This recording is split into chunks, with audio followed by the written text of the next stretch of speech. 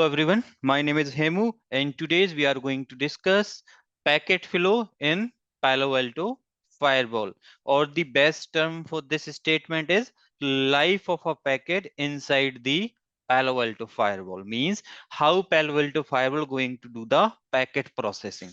Okay, so before going into this particular explanation, let me just draw a couple of diagrams and let me show you how the things are happening. Okay, so let's suppose I have a diagram here. I'm just going with the very simple diagram, guys. So let's suppose I just have a one Palo Alto, one PC here, having IP address 10.1.1.70. Then I have a firewall here.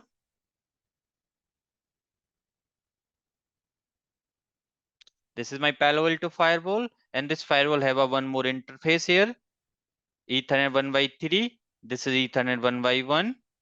This is my inside interface, and this is my DMZ interface.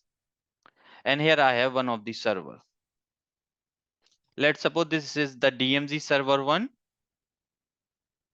and that server having IP address 10.2.2.102, and this server is hosting the service on TCP port 80. Very simple setup. Okay, now what used to happen, I have this type of setup.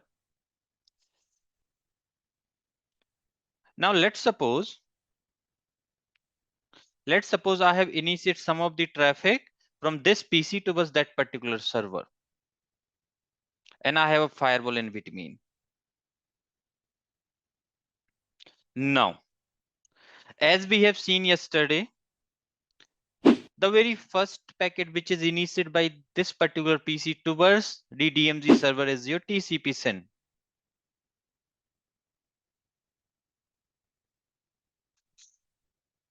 Right? TCP SYN received by the firewall. And when this firewall receives this TCP SYN, what it generally do? And this is the thing which we are going to discuss in throughout this particular session. So guys, when this firewall receive this particular TCP SYN request, what it will do? It will start processing this particular packet according to the life of a packet inside the Palo Alto. Means what it will do? It will start processing this packet against ingress stage. Then it will do the flow lookup. Then your slow path, fast path, app ID, content ID, then the egress stage. So these are the 7 stages inside your Palo Alto firewall, and this firewall going to send this particular packet against all these particular stages. Okay, now, so if you want to see all these stages, you can see here we have received the packet inside the Palo Alto firewall, and it has started processing the packet at ingress stage. Once ingress stage will complete, it will do the flow lookup, right? Then your slow path, then fast path will start from here, then your app ID, then content ID, and end of the day it will go towards the egress stage. So these are the stages available inside your Palo Alto firewall. So guys, now what we will do, now I will try to explain the working of each and every stage in detail. Okay, so this block diagram everyone know, right? Yesterday also we have discussed, like we have an interface stack. These interfaces has a connectivity with one of the chip called Marvel or Petra chip, and this particular chip has a further connectivity with your Liger or Tiger chip, which is your network processor, or it is also a session offloader. Then we have a Octeon chip, which is your data plane CPU. Then we have a Ocelot or Jaguar chip. Ocelot I have not mentioned because it's just a very old name. Okay, old chip. So nowadays we don't have Ocelot, so they are just using the Jaguar chip, which is a signature match processor or pattern matching processor. This is the block diagram, or you can say this is the data path of your Palo Alto firewall when it will receive the packet. Okay, now Palo Alto firewall have around 7 stages. These are the stages: ingress stage, session lookup or flow lookup, then slow path, which is also known as session setup stage, then fast path, or layer 2 to layer 4 security processing, then app ID, then content ID, and after that we have a forwarding stage, right?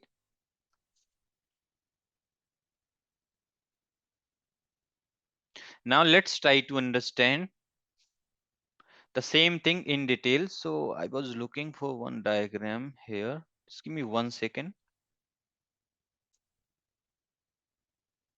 Now let's try to understand what happens in the ingress stage, guys, when you Palo Alto 5 receive a packet. So generally what used to happen when 5 will receive a packet here. So if I will draw the packet here, like what is the content available in the packet. So if I will draw this packet content here,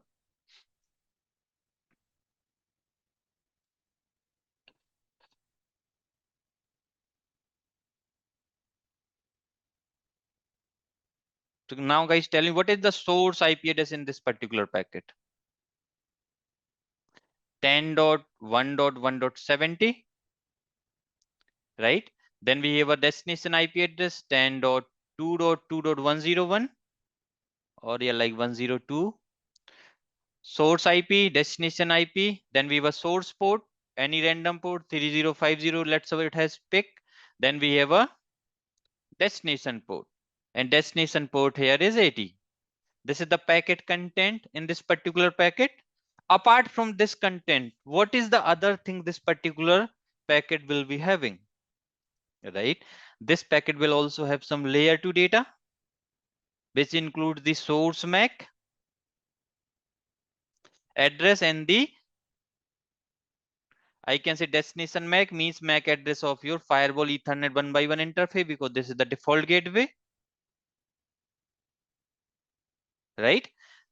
L3 information,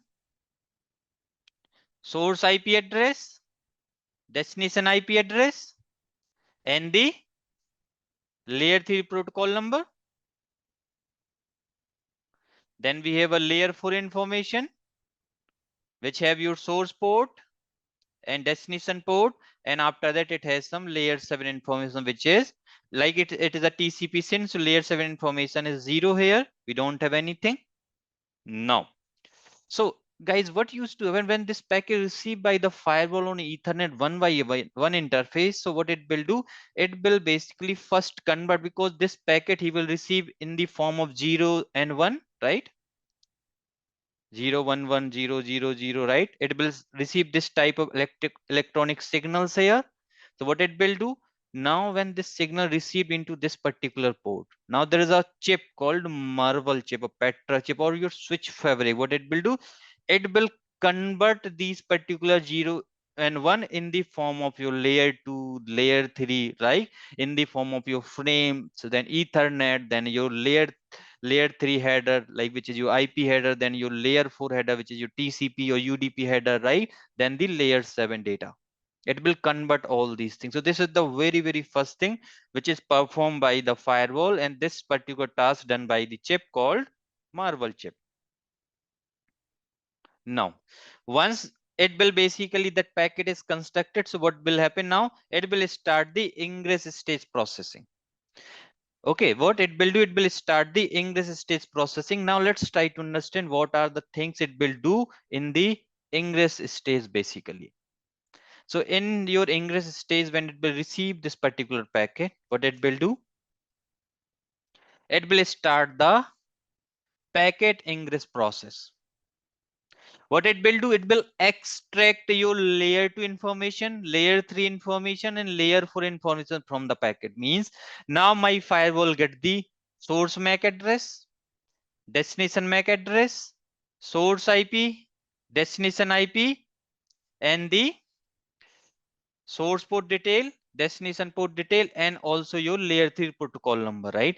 This detail it has extracted from the packet.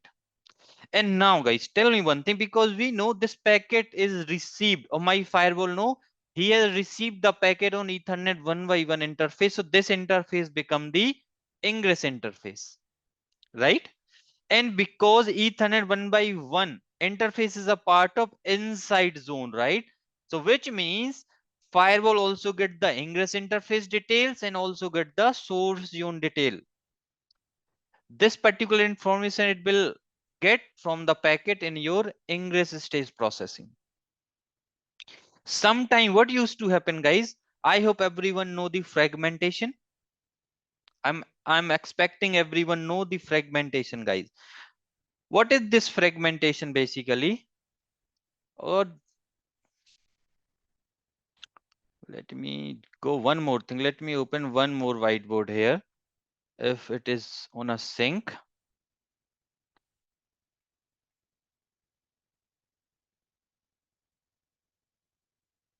Not syncing.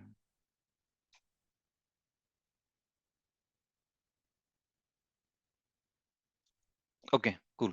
So what used to happen? What do you mean by the fragmentation, guys? Fragmentation means, let's suppose we have received a packet in big size. So guys, what is the default MTU value in your Ethernet ports? What is the default MTU value in your Ethernet ports? In most of the time 1500. Then what is the maximum segment size, guys? What is the maximum segment size if we have a default MTU which is 1500? 1460, because the minimum size of your IP header is 20 and minimum size of your TCP or your TCP header is 20. So we can reduce the 40 bytes and this is the maximum segment size. Now what happens? Let's say we have this PC here and let's say we have a router here and we have a server here. Let's suppose from this PC I have initiated a packet with 4000 bytes. This is F0 by 0, this is F0 by 1. So now guys, when this server or when this router, when he received this particular packet here, because let's suppose on this PC, on this interface, we have a MTU value which is 1500. Now guys, can this PC able to forward these many bytes through this particular port? No. What it will do, it will apply the fragmentation. In fragmentation, what it will do, it will basically create a fragments of this particular packet. Let's suppose you have created 3 fragments, F1, F2 and F3. So what used to happen when my firewall or when this router received these fragments to read the entire packet, because entire packet is 4000 bytes, what it will do, it needs to assemble these particular fragments and will create an entire packet of 4000 bytes. That is the fragmentation. And the assemble, when my firewall or when this router is doing the assembly of this fragmentation, which is known as fragment assembly, and this is the thing which it will perform in the ingress stage here. In the ingress stage, what it will do, it will do the fragment assembly, fragment reassembly if required means. And when this task needs to be done in the firewall, when we receive the fragmented packets. Okay, apart from this thing, guys, now what used to happen, once all these tasks has been completed, now my packet moved towards the next check. Now what it will do, this check means is known as a ingress process error. Ingress process error means what it will do, now my firewall check the layer 2 header. My firewall going to check layer 3 header, which is IPv4 header. It will going to check layer 3, which is your TCP header.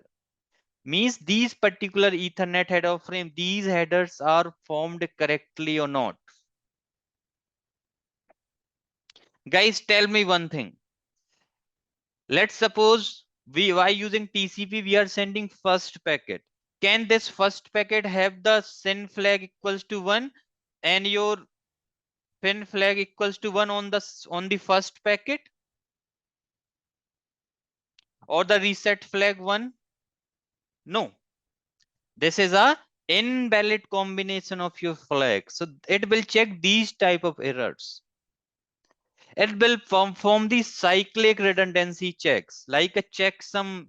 It will do the checksum checks as well, like whatever packet we have received, these packets are formed correctly or not according to the OSI model or according to the TCP/IP model, like the application who has basically sending this particular traffic is following that particular model or not,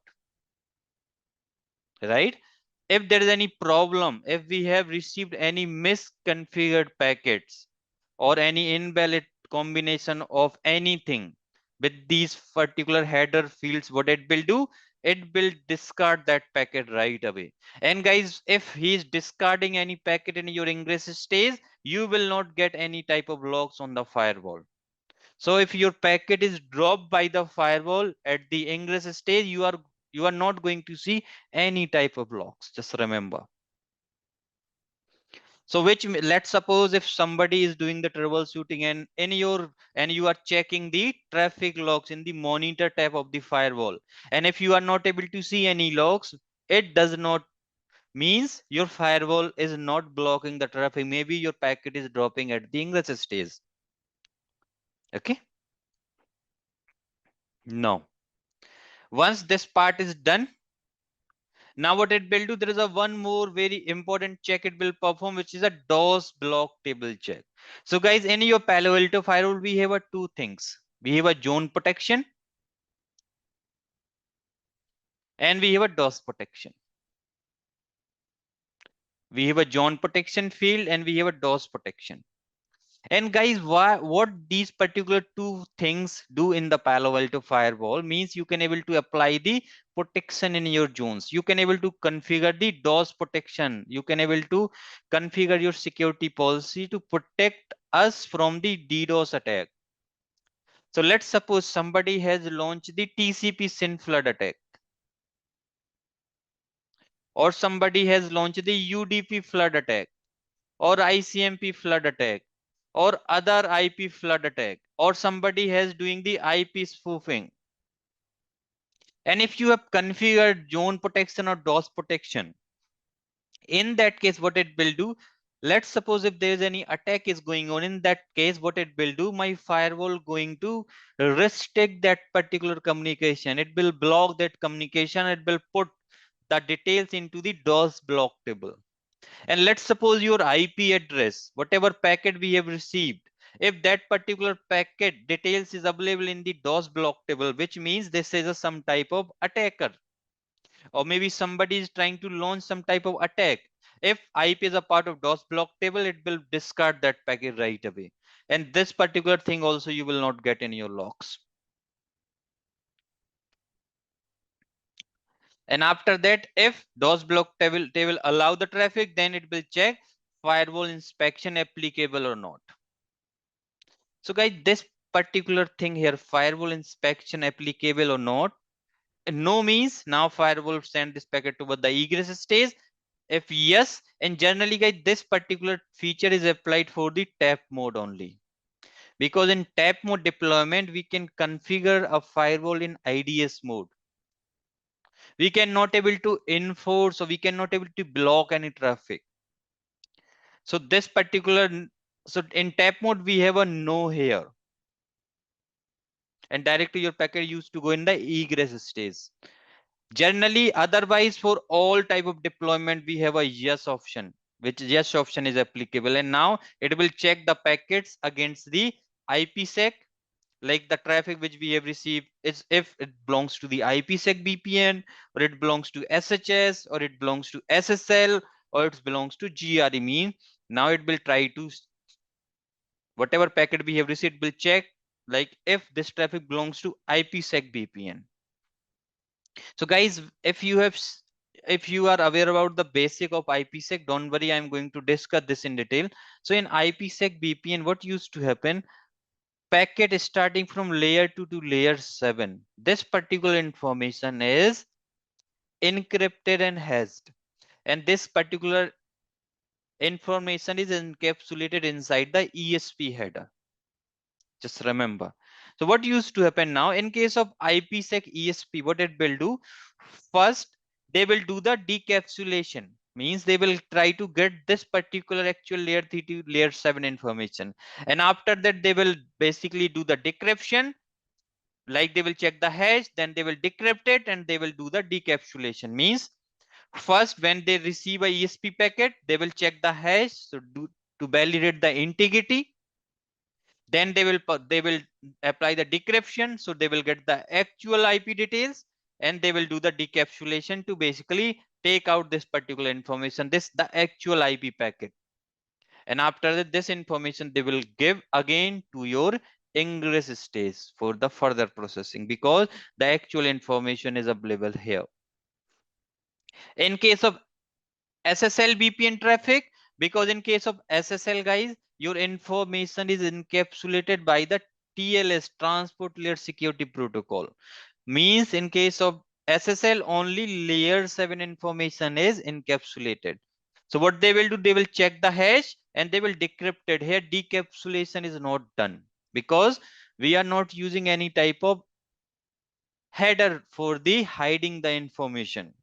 Okay, here in TLS or in case of SSL, we just use the transport layer security, which is also application layer protocol. ESP is a layer 3 protocol, just remember. Okay. Now they will check the hash and they will decrypt it. Once they will get the actual information, they will put this information again for the ingress packet processing. In case of GRE, they will perform the hash, decapsulate it, and they will put the information here. Now for the same thing, they apply to the SHS as well, because in SHS also information is encrypted, right? So they will decrypt it and they will basically put that information again in the ingress packet processing. If yes, otherwise they will move further and now they will start the flow lookup. So now flow lookup I will discuss in some time. Now let's try to see here. So this is the bit old diagram. In this diagram, there is a like DOS block table field is missing, right? So there is a couple of fields are missing. So that is the reason I was not referring this one.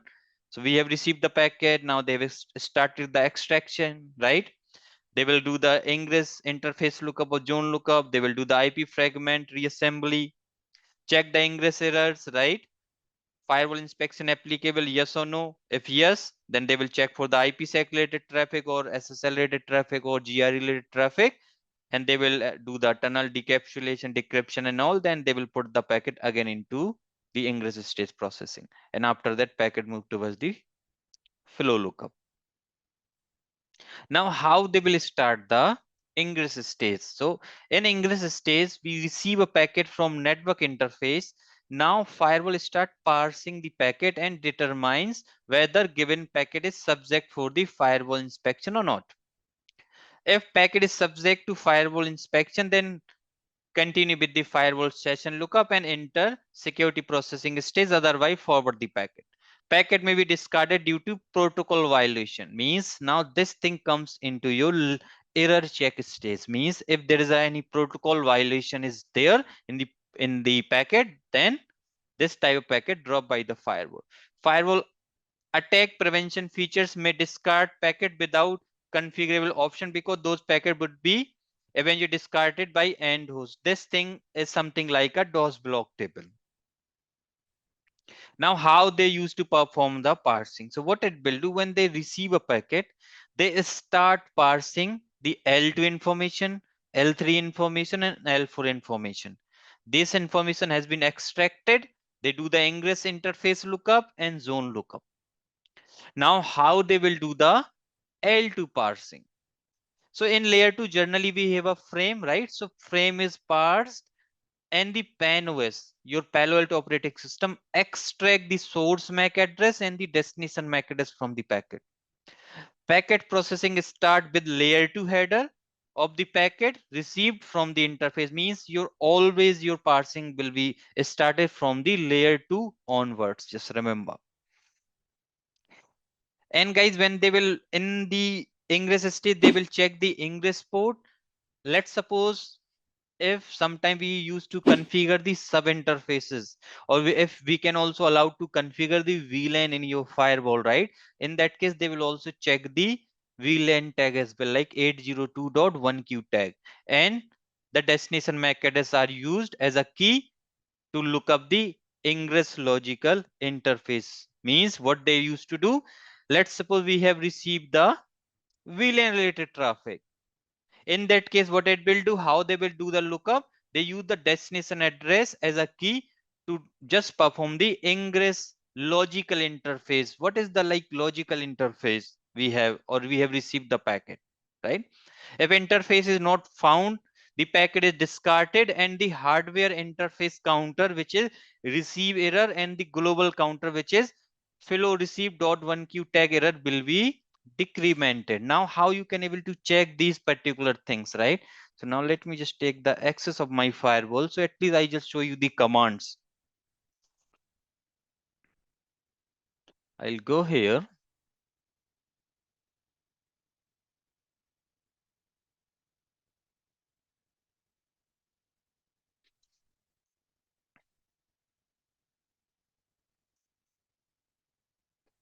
So guys, if you want to see any of this counter, like we have a counter named flow receive dot one q error, right? You can copy this counter, and there is a one command in your Palo Alto firewall is global so counter global. You can put match, and you can just copy this value, and this is the counter which will be incremented that time. So if there is any problem, you can just always try to look for this particular counter. Even though if you can also basically use the same command, if you will run, we have around 250 plus counters in your Palo Alto firewall, packet receive counter, right? There is a hell lot of counters will be available. All counters is not showing right now because when we as we enable the features, we will able to see these counters detail, right? This is the counter flow receive dot one q tag error, right? And apart from this, if you can also able to run this command, control C. So interface ethernet, let's go one by one to check the details at the interface level as well. So this is the command which we generally check for that details if there is any errors, forwarding errors, no route, like you will get hell lot of things here. If there is a IP spoofing is happening, you will see this counter is increasing, and we will launch these attacks. That's not a problem. I launch these type of attacks as well, guys. Okay, in your sessions, in your future sessions. No, let's go back here. Now, guys, let's try to understand how it will do the layer 3 parsing. So in layer 3, what they used to do, it will try to parse your IP header. What it we used to do, it will try to parse your IP header, because at layer 3, what we have IPv4 and we have IPv6, right? So now let's try to understand what IP header has been parsed, and PANOS extract the source IP address and destination IP address. Let me show you how they will do the extraction, guys. Just for, so like this is the TCP SYN packet processing. So what packet received at the ingress stage? Now in ingress stage, what they will try to start extracting like this. They've extracted your source MAC address, destination MAC address, and type in IP header. They will extract source IP, destination IP, layer 3 protocol number, version detail, IP header, TOS field, length, ID, fragment offset, TTL value, and checksum. So it will start doing the extraction in this particular way. Okay. Don't worry, by end of all these sessions, guys, you can able to extract these packets as well. That's not a problem. But you have to be with me for the sessions. Okay. IPv4, a packet can be discarded for any of the following reasons. So guys, now what are the commonly used, like what are the common regions your Palo Alto firewall or your PANOS will discard your IPv4 packets? So the very first reason is mismatch ether type of IP version. Means if there is a like a mismatch with the ether type of IP version, your packet has been dropped. Let's suppose in our interface, we or in our organization, we are just using IPv4, and let's suppose in the IPv header we got the packet for IPv6, which is a problem. So in such kind of cases, my firewall going to discard these particular packets. Just remember. Okay.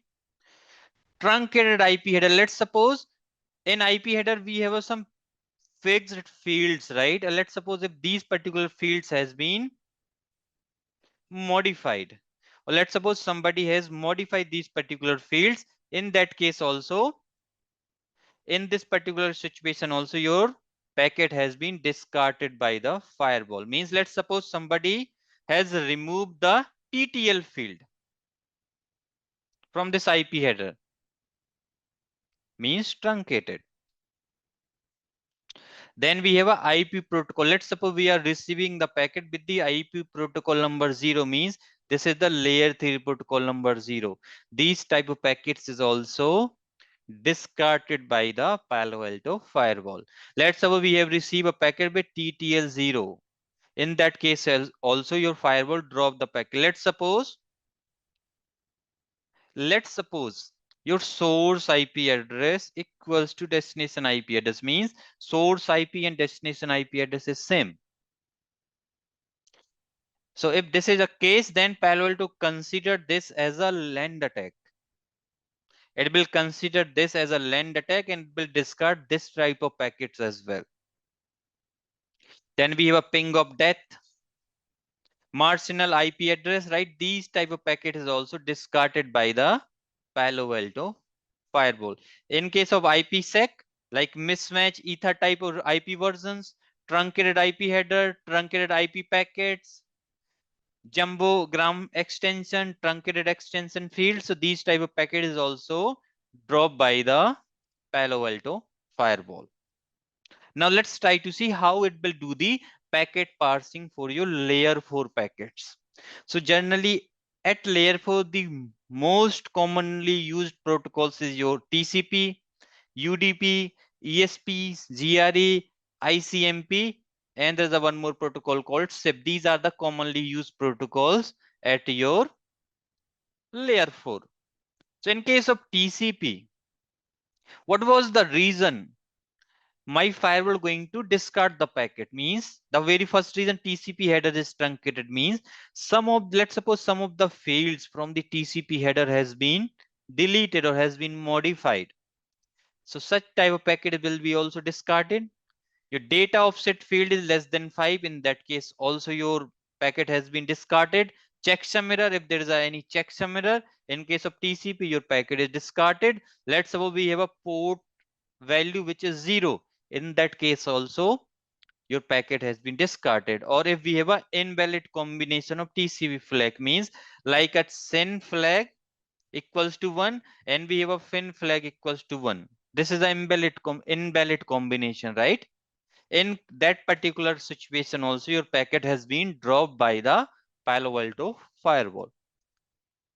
And guys, at your TCP, the data format according to TCP IP and OSI model is segments. Here we have a segments. Okay. Now let's try to see for UDP. The packet is discarded due to following reasons, like UDP header is truncated, UDP payload is truncated, UDP buffer length less than UDP length fields, or there is some checksum error. In that case, your packet has been discarded by the Palo Alto firewall. Now let's move further.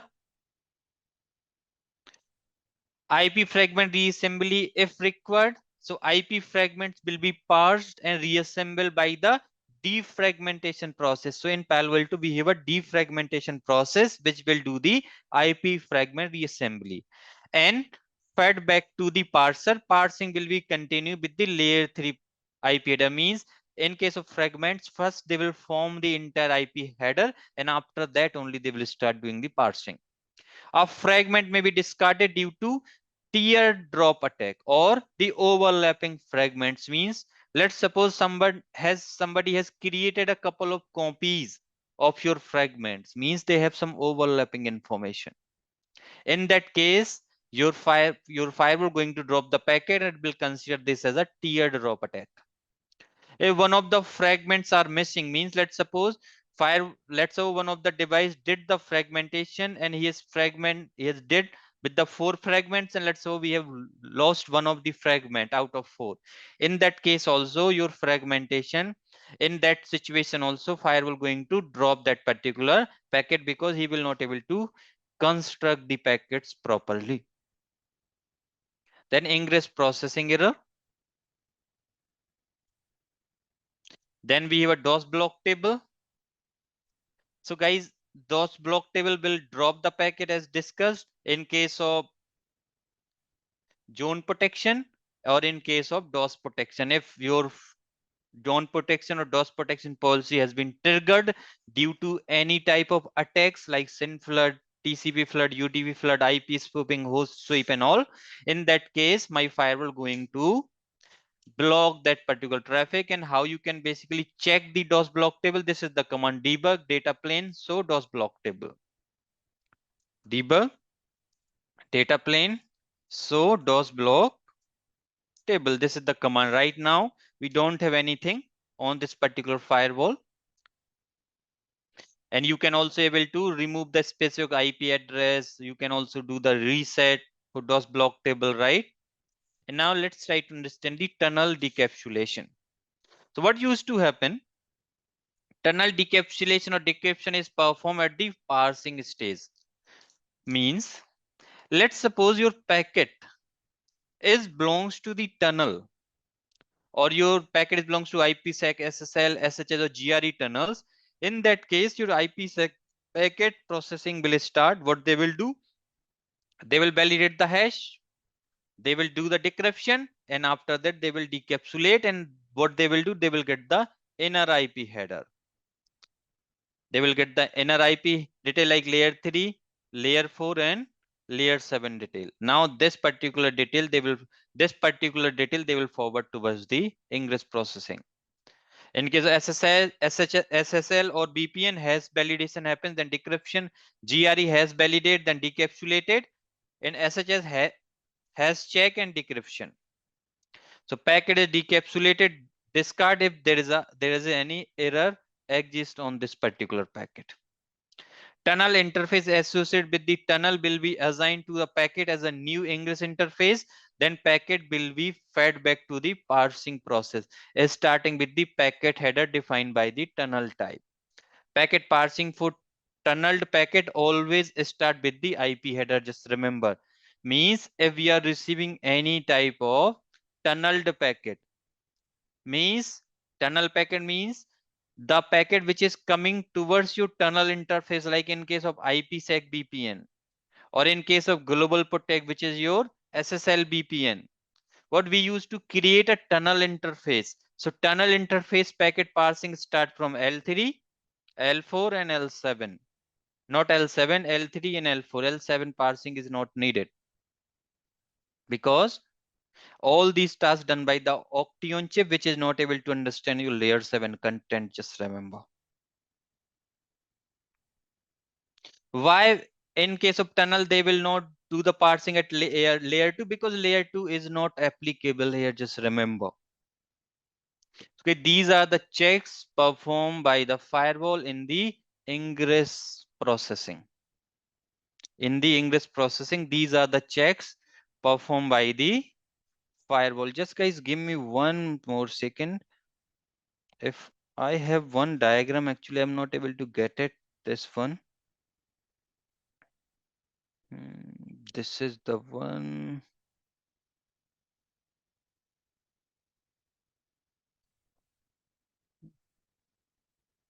Because I will use this particular diagram. Guys, this is visible or not? No, it's not visible properly. I can see.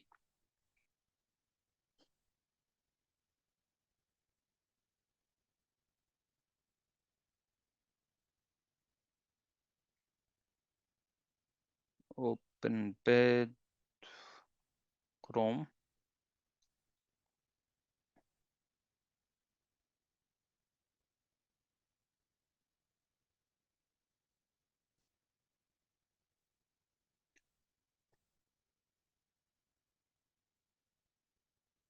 Okay. Now I'll go back here. Now let's see couple of more things at the ingress stage only.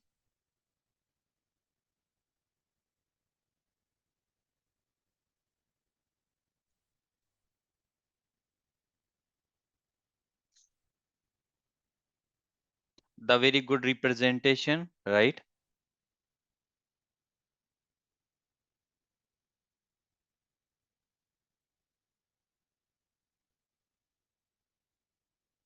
No. As I have mentioned, guys, how they used to do the parsing like L2, L3, L4, check the errors, defragmentation, look up the ingress, look up the ingress zone, right? After receiving a packet. Now,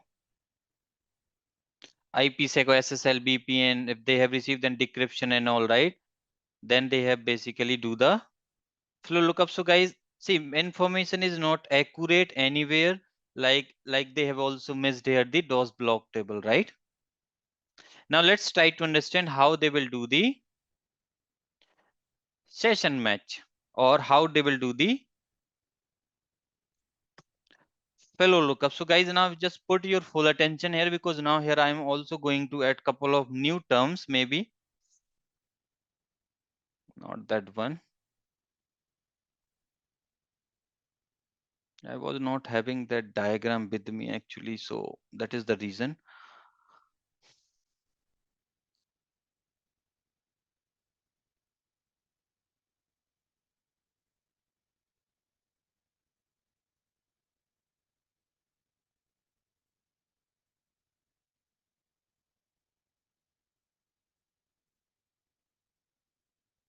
Let's wait here to open it properly.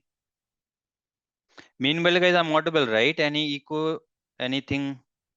Are you able to understood this ingress stage? I know it's a bit difficult to understand in one go, but this is like that only, guys. Packet flow is a big thing. If you will understood, you can able to crack your interview easily because these are the like SP3, then your packet flow. These are the like most important question which is asked by the ask in your interviews.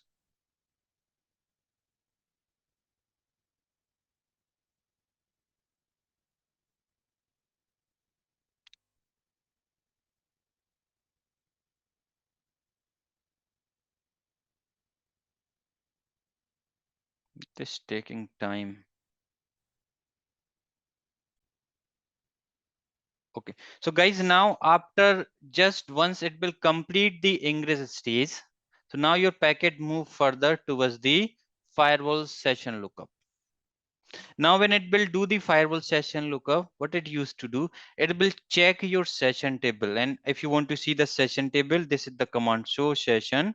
All this, when you will run this command, these are the couple of sessions which is available on my firewall right now.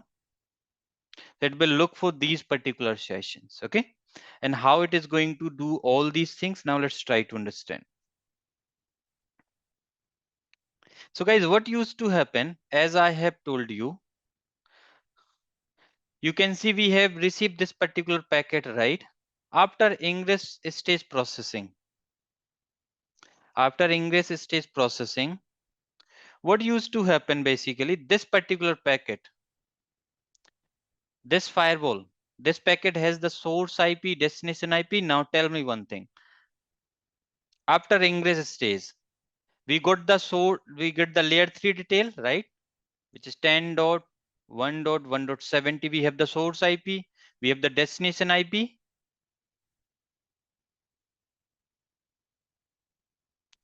We have the layer 3 protocol number for TCP is 6, source port 3050, and the destination port is 80, right? And guys, if you have observed, we have the source zone as well or not? In ingress stage, it used to do the ingress interface lookup and it will get the associated zone detail. So ingress zone in our case is inside. Okay, so now what firewall used to do, it will take, it will basically take this source IP address detail, it will take the destination IP detail, it will take the source port detail, and it will take the destination port detail. It will take your layer 3 protocol number and source zone detail. Means these particular information is known as a 6 tuple of session. These are the 6 tuple of your session. Source IP, source port, destination IP, destination port, layer 3 protocol number, and source. These are the 6 tuple of session table. So what firewall used to do? Firewall basically take this particular information, and what it will do, it will just on the 6 tuple, it will basically run the MD5 hash. It will run the MD5 hash, and what it will do, it will get one hash value here, and that hash value is known as a flow key. I just mentioned flow key 1, whatever hash value it will get here.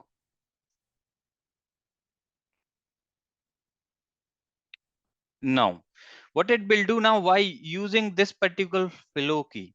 Now it will use this particular flow key, and what it will do now, using this particular flow key or hash value, it will perform the lookup. It will perform the lookup into the session table,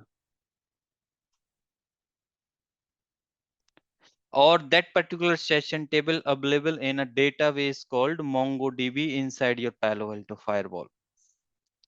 So your session table information or the table of the session is created inside the MongoDB database. And it will use this particular flow key, and how that database store the information, it will store the information in the form of flow keys or in the form of hash. It will do the lookup into this particular table. And guys, tell me one thing, this is a first packet TCP SYN. Do we get any type of entry into MongoDB database for this particular session according to you guys? Do we able to see any information regarding this session on the session table? We will not able to see because it's a very new packet, right? And if we don't have any information, which means after performing the lookup into the session table, and we will not found the session detail, and if we will not found the session detail, then your packet go into the fast path, sorry, your packet will go into the slow path. Means your fast path, your now your packet move towards the slow path or the session setup state. And it's a new session, guys, just remember. Now let me tell you regarding this flow keys as well. Okay, just maybe just take this as a like this thing in a consideration for some time only. Let's suppose I have a simple diagram here. I have one PC here, I have a firewall here, and I have a server here. Okay, same IP address 10.1.1.70, 10.2.2.102, Ethernet 1 by 1, Ethernet 1 by 2. This interface is a part of DMZ zone, and this interface is a part of inside zone. And here we have IP address 10.1.1.250, and here I have the IP address which is 10.2.2.250. This server is listening the request on TCP port 80. Now, so guys, tell me one thing here. If I have initiated the connection from this PC initiated this connection towards this server, and this server will give the reply, right? In that case, this PC become the client machine, right? And this server become the server machine. Yes, no. This is the request packet, and this is the reply packet, right? Now, let's go here.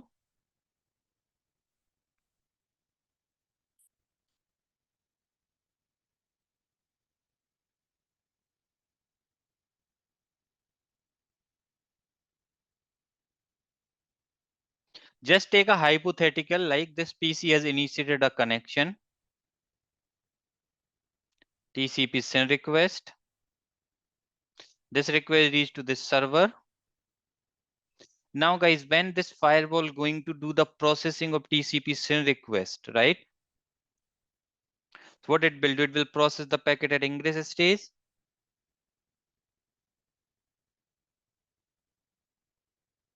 It will do the flow lookup. And guys, how it will use to do the flow lookup? It will create a flow key.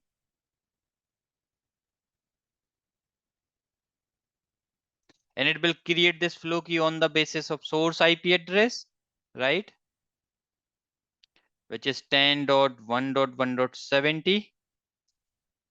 Destination IP address, which is 10.2.2.102. Then source port 3050. Destination port 80. Then your layer 3 protocol number 6 for TCP. And your source zone, which is inside,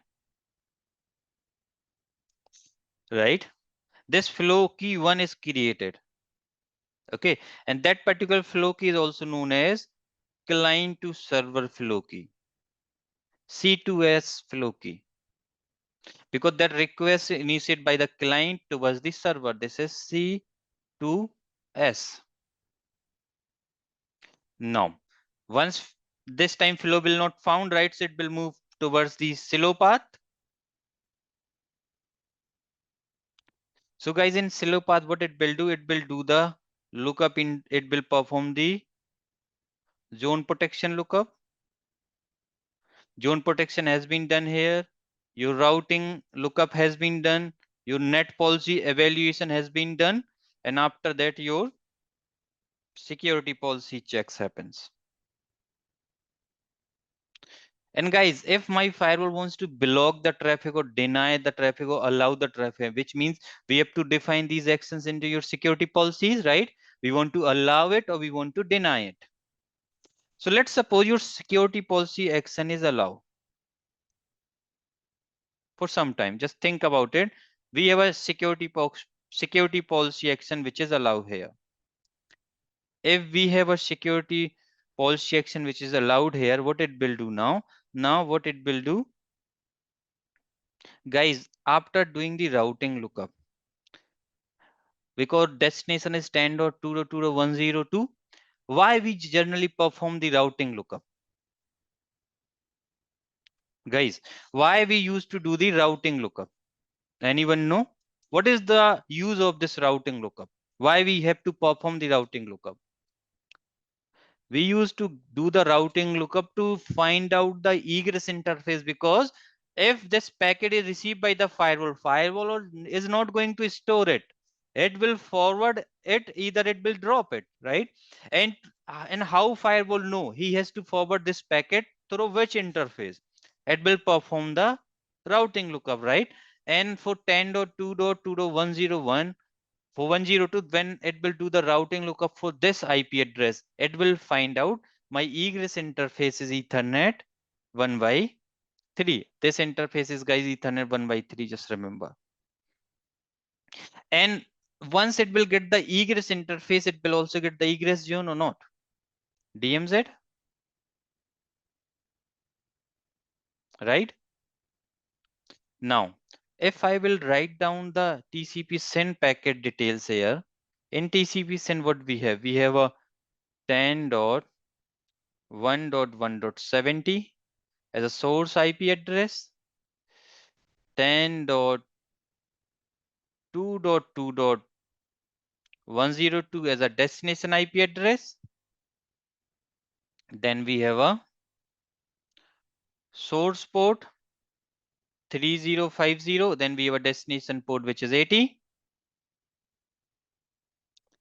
Right? This is the packet received by this server. Now, guys, let's suppose now this server is trying to create a reply. Now, when this server do the reply, what is the reply? Reply is TCP SYN plus ACK. Right? Now, what is the packet format here?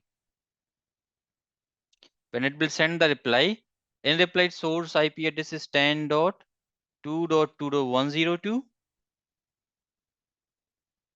and destination IP address that time is 10.1.1.70. Source port is 80 and destination port is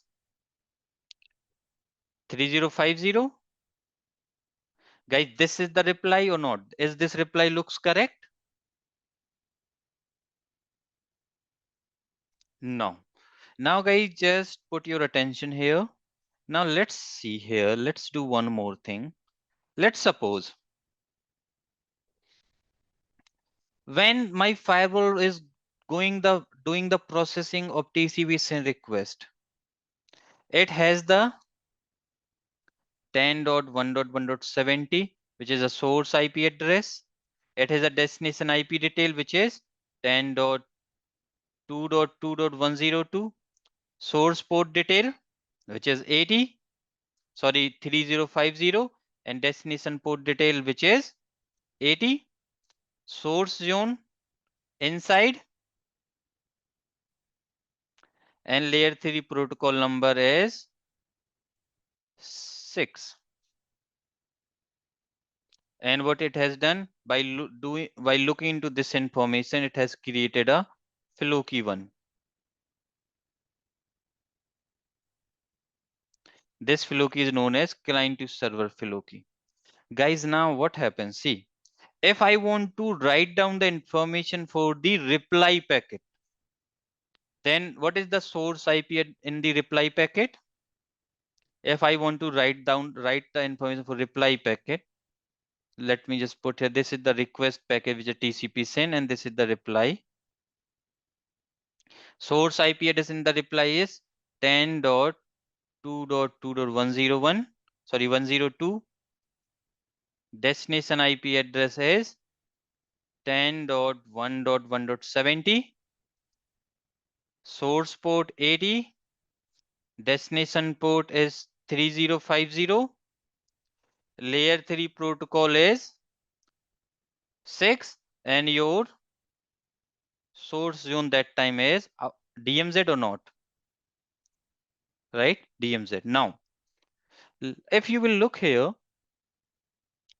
guys, when we are processing this TCP SYN request, I think while looking into this TCP SYN request content, I can easily find out the reply packet detail as well. What only I need to do, I will flip, this source IP address I will make as a destination IP. This particular destination IP address from the reply I'll make as a source IP. Source port from the reply packet I'll make as a destination port, and destination port from the request packet I'll make as a destination port from the reply I'll make as a source port. Layer 3 protocol number is same, and this zone detail only I need to find out, and I will get the zone detail in your silo path by looking into the routing table or not. So guys, if I see, I have not received this particular reply. I have not received any reply from the server, but when I will just complete my silo path, I can able to basically get the values on my reply packet. These like source IP, destination IP, source port, destination port, layer 3 protocol number, and source zone detail means for the reply packet, I will get my 6 tuple information. And guys, so what used to happen once your security policy check has been passed, and your security policy check is passed, and if traffic is allowed, what it used to do, see, my one flow key is created at that time. Now what firewall used to do, firewall create the another flow key here. It will create the another flow key here, and that particular flow key is known as a flow key 2. It is also a hash value. It will also do the MD5 hash here. And this particular flow key also known as server to client flow key. So guys, each and every session in your Palo Alto firewall have two flow keys. And guys, let me also tell you one more thing, because see, this firewall have some session capacity. Each and every firewall have a session capacity. So guys, what used to happen, all the session IDs, let's suppose this firewall have a session capacity of 2,56,000 sessions. Then all these session IDs available in a free pool. There is a one free pool available, and all your session ID is the part of free pool. So what, once your security policy check is allowed, what it will do? It will take out one flow key out of this free pool. Let's say it has take out 100 as a session ID. And what it will do? This particular 100 session ID will have two flow, client to server and server to client. Client to server flow is stored, and server to client flow is also stored in a MongoDB database by using these particular flow keys values which we have received. So guys, because see, as I have told you, like for reply packet or for subsequent request packet, my firewall will going to bypass the slow path check because it has generated these flow keys. And when it will do the session lookup, if session match is found, your packet directly jump into the fast path. It will bypass the slow path. So if you will see here, if I'll go into my firewall here, you can see I have these sessions. If I'll just look for the session ID 681, this particular value is the session ID. Sorry, session ID 681. You can see I have a two flows on my session, client to server and server to client. C to S and S to C, and I have a two flow keys. Just remember. And that particular information of these flows, it will store into the database called MongoDB. Just remember. So I hope you will understood how firewall is going to create these flow keys. Now the main thing come here. Guys, tell me one thing, because this is the interview question. See, let's suppose I have a TCP protocol. In TCP protocol, we have a source IP. Sorry, we have a source port and destination port field. Yes. In UDP header, we have a source port and destination port field. So like if my firewall wants to create a flow keys, because it by end of the day, it needs to find out the 6 tuple information, right? And the source IP, source port and destination port is a part of your 6 tuple information, right? And to create a session, my firewall needs this particular detail. So in case of TCP and UDP traffic, we have these fields. So firewall can able to easily handle this traffic. But about the ICMP traffic, is your ICMP header has any of these source port and destination port field?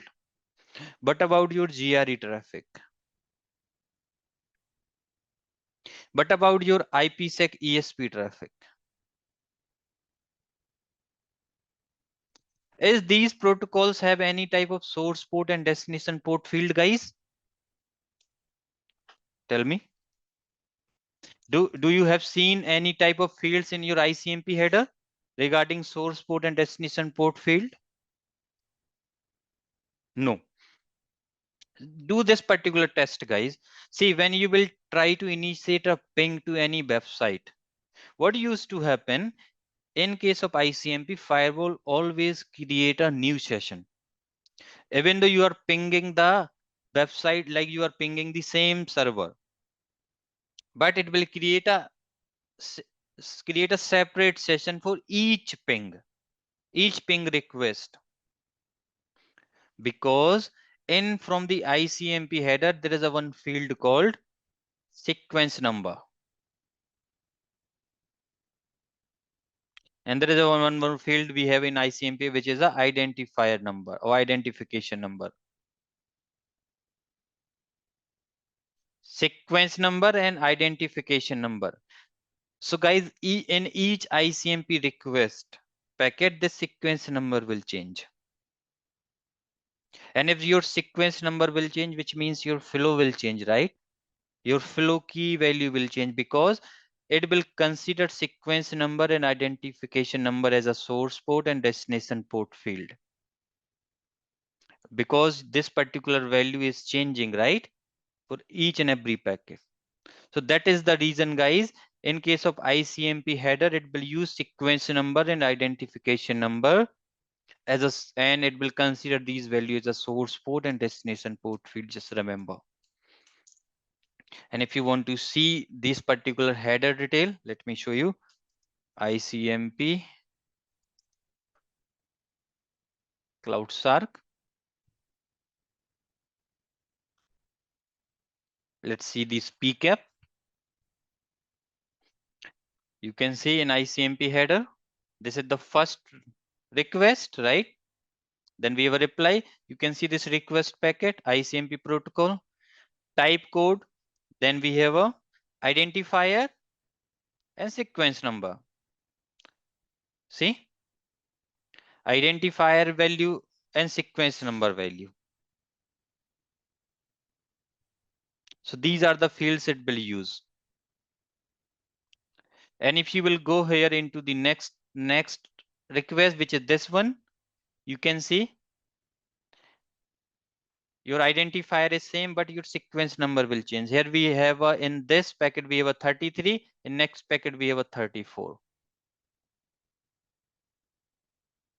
So to create a 6 tuple information for ICMP packet, what it will use? See, source IP, destination IP, details it will get. Even the source zone and layer 3 protocol number it will get. But this value, source port and destination port field, it will not get. So it will use this identifier and sequence number value for creating this 6 tuple information. So I hope now it is clear for the ICMP packets.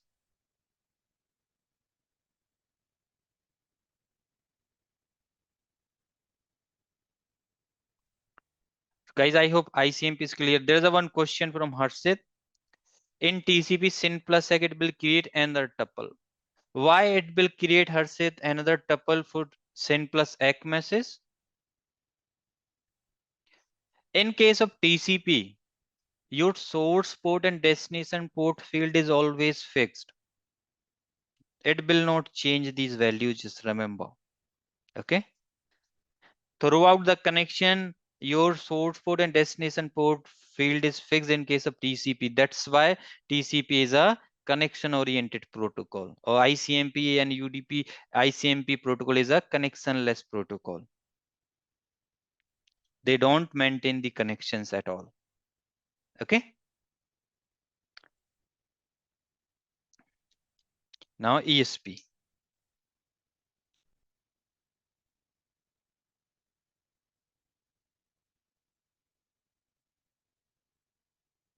So they will use like identifier as a source port, or what we can do. I have to initiate a traffic to tell you the exact detail. So right now, the thing is, I don't think I have the configuration on this firewall. So interface Ethernet. So interface all. No, IP is no. Yeah, IP is there. Yeah, that's great. So what I can do, guys, now, let me just show you how it will basically do the things for. Let me just log in on my firewall. Admin at 123. ICMP. I will initiate some ICMP traffic. We can check the things live here. Okay. And one more thing, let me do that. Let me start my Chotu machine as well. That Chotu machine is in outside environment. So I will initiate a traffic. From here, we will see the SHS as well. And we will see the, and I will also take the Wireshark captures. Okay. Because if you will see these things practically, you will get more. Let me take the access of my firewall. This is firewall second.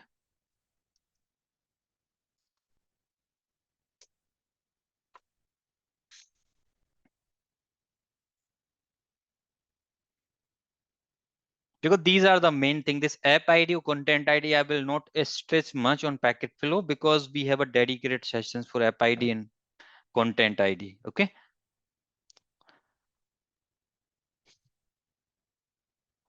So this is my firewall.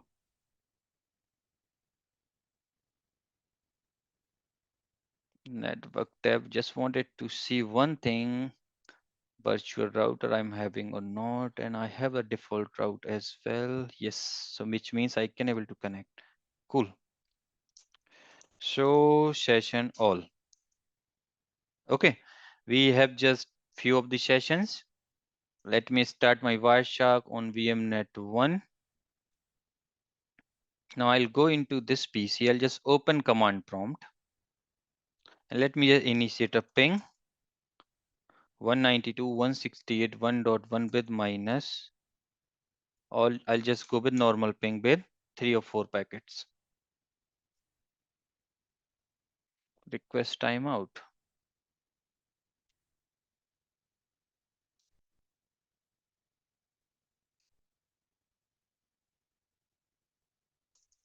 ncpa.cpl.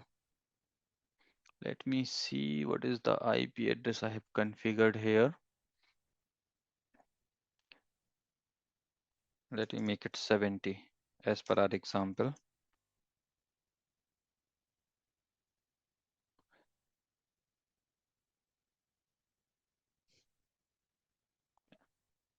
I know why things is not working because I don't have any rule here. Allow all.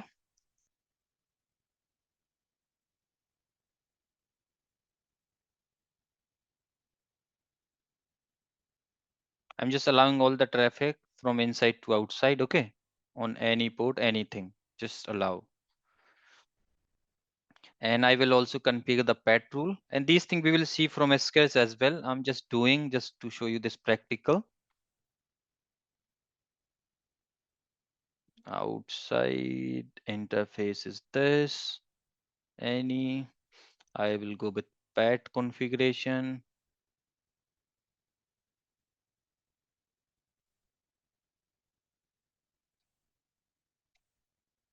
Let's wait for this commit to complete. Meanwhile, guys, let's try to see the IPsec packets. Okay, because until this commit will complete, we will not able to see. So let me just show you this ESP packet. So guys, these are the Wireshark capture for ESP related packets or IPsec related packets.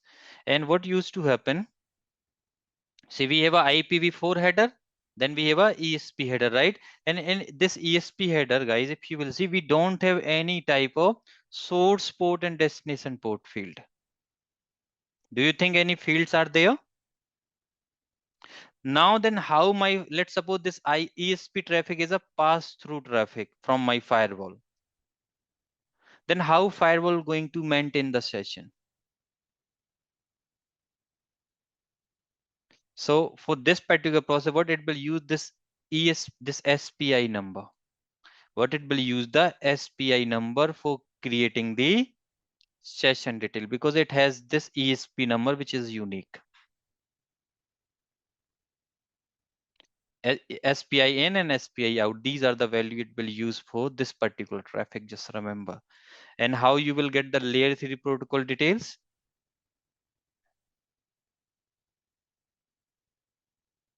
You can able to see all the things here. This is your IP header.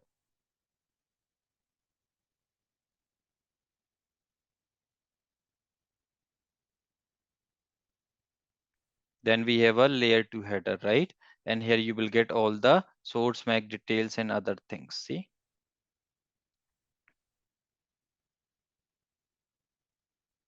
From the packet.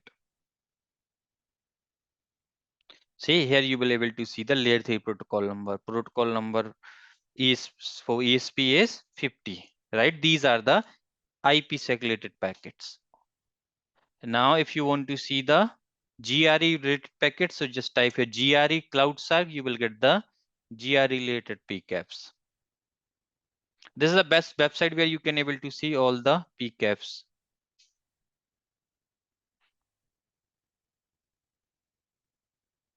This is ICMP for GRE.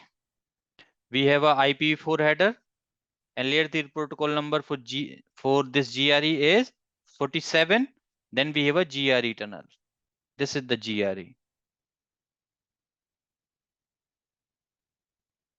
Then inside this GRE, we have a actual IP header and the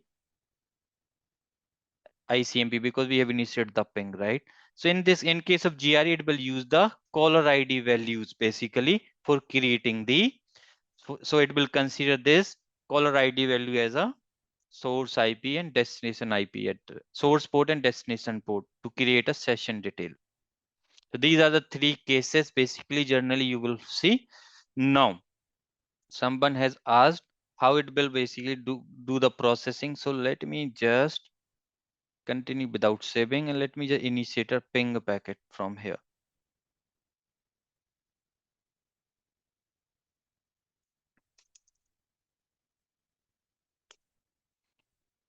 I have sent 4 pings. Show session all.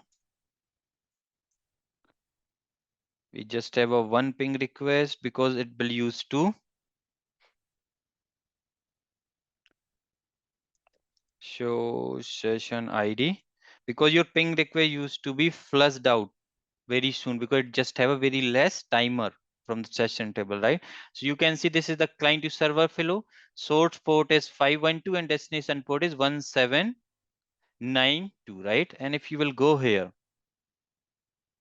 these are the ping requests, and just look for last request. Stop. 1792, right? So it will consider the sequence number as a destination port, and it will consider your identifier number as a source port. I hope I have answered the question, right? Who has asked? Bikram.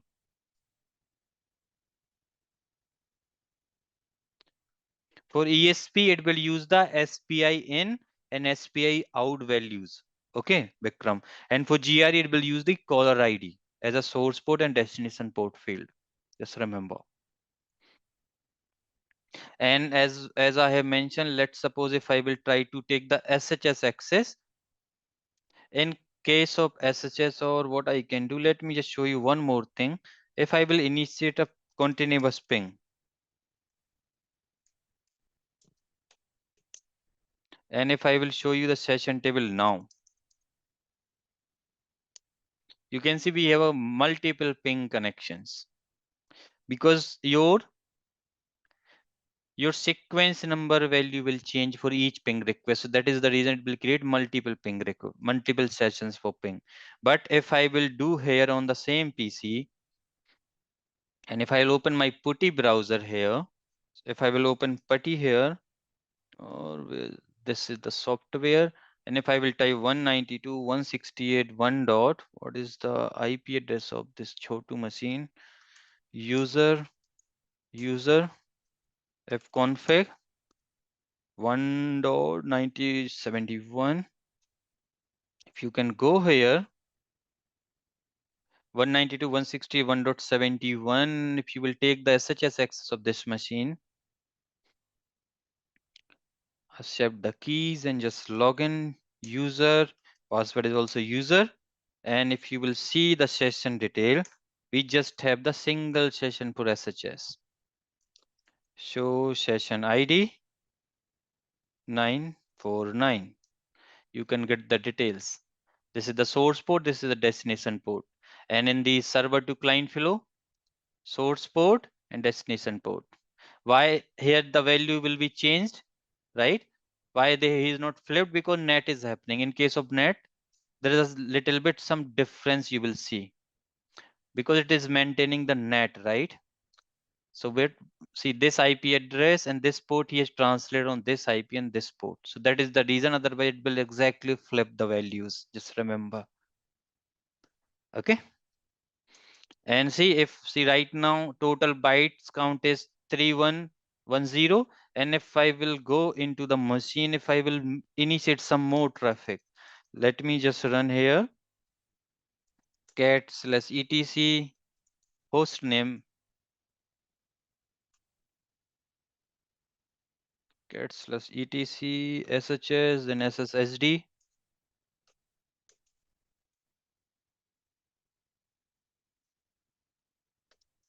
Any file I can read. Right now I have initiated some traffic. Now if I will check, you can see these values will change. See, values has been changed now.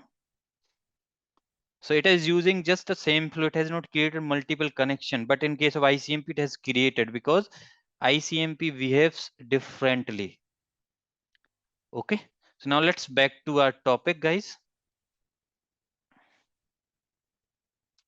So in case of GRE, it will use the caller ID.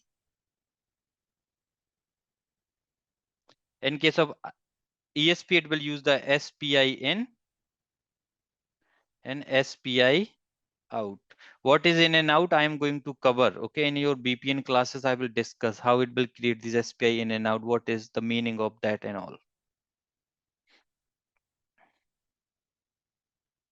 So the why I have discussed this information that much, because I just wanted to tell you this particular device firewall will create the session after completing your silo path. It will create a client to server and server to client flow.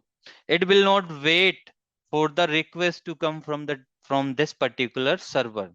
It will not wait for that reply. When it will send the request itself, that time only it will create that particular flow. Just remember. Okay. Because it has all the 6 tuple information to create that particular detail from the packet.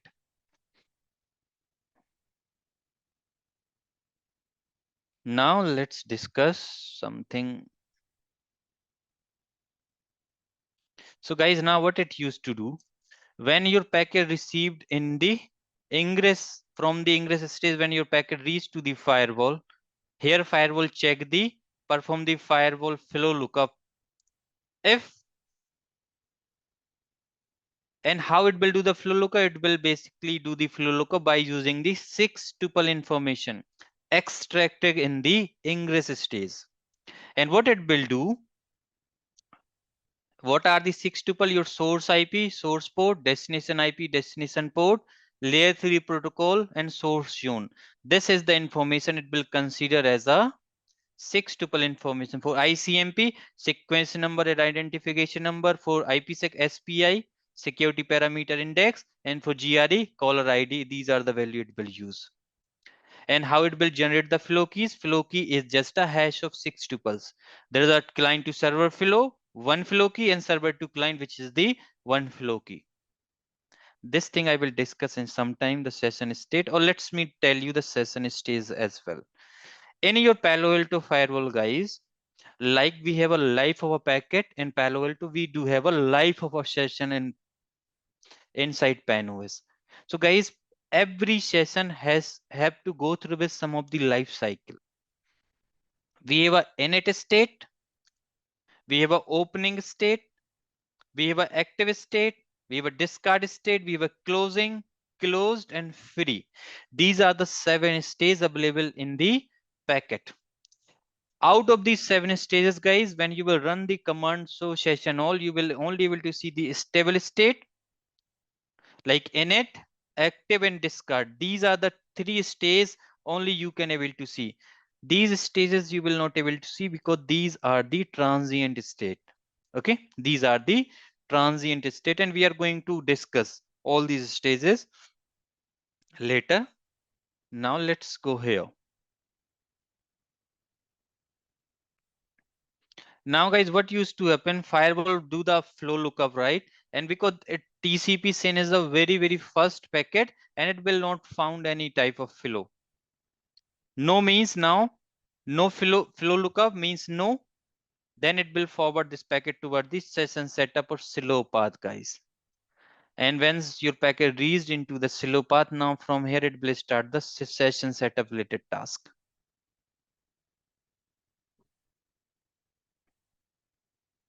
Means it used to perform the firewall session lookup, session match found. If yes, then fast path. If no, then slow path. Or firewall session setup state. Now, guys, in the firewall session setup stage, the main checks which it will perform is the forwarding lookup. What it will do? It will do the forwarding lookup.